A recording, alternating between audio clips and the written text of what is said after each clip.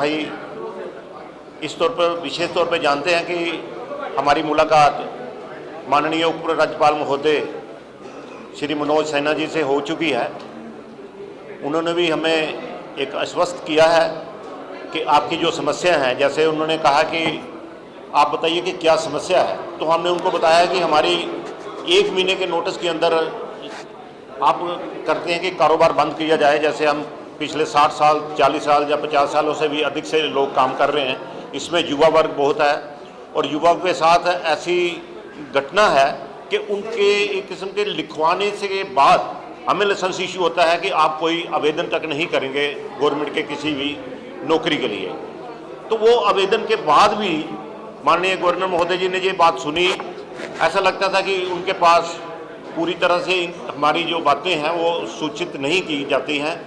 तो तभी उन्होंने इस चीज़ को कहा कि और बताइए। तो तब हमने ये इनको बताया था कि यहाँ के जितने भी व्यापारी बंधु हैं वो सभी जम्मू के नागरिक हैं और जम्मू के नागरिक होने के नाते एक ही विचारधारा के लोग हैं। हम छात्र काल से ही बिल्कुल उनके साथ जुड़े हुए हैं और यहाँ तक हमने उनको ये चीज़ बताई कि हमारे ऐसे ऐसे व्यापारी लोग हैं जो इस वक्त इतनी दुविधा के अंदर हैं, क्योंकि 1 महीने के नोटिस के अंदर, क्योंकि हर एक व्यक्ति ने एक प्लानिंग की होती है। 2023 तक हमने उनको प्रार्थना की थी कि 2023 तक आप हमारे लाइसेंसों को रिन्यू हो चुके हैं तो कृपा करके 2 साल का वक्त हमें दिया जाए।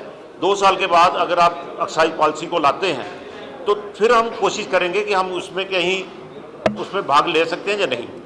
लेकिन आज भी हम आपको पुनः एक उनको आश्वस्त करके ये उनको विश्वास दिलवाया है कि आप हमें कम से कम जो पुराने व्यापारी लोग चल रहे हैं जिसमें 230 लोग हैं, वो 230 को आप 2 साल के लिए कम से कम उनका वक्त रखिए।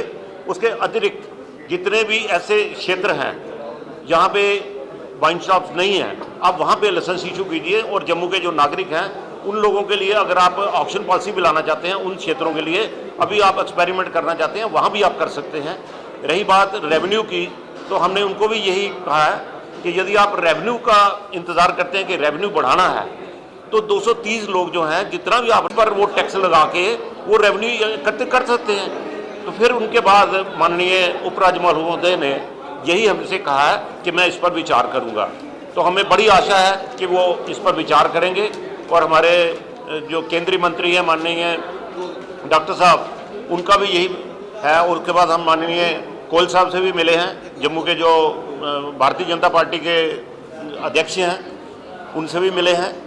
और सबसे मिलने के बाद हमें ऐसा आश्वस्त किया गया है कि आपके साथ कोई बेइंसाफ़ी नहीं होगी। हम आज भी उम्मीद करते हैं कि हमारे साथ बेइंसाफ़ी नहीं होगी। भगवान और माता रानी सबको तंदुरुस्ती दे। आज का जो कोरोना काल है उसके माध्यम से भी आपको भी कष्ट दिया और बार बार आपको कष्ट दे रहे हैं, ताकि हम अपनी बात को इन जो हमारे महान विभूतियाँ हैं जो बैठी हैं इस क्षेत्र के अंदर और हमारे केंद्र के अंदर जो विभूतियाँ हैं हमारे लिए जो सोचती हैं, हम उम्मीद करते हैं कि आपके माध्यम से हमारी बात वहाँ तक पहुँचेगी और हम अपनी उम्मीद करते हैं कि आप भी कोई ना कोई हमारी बात को अच्छे ढंग से पहुँचाने की कृपा करेंगे।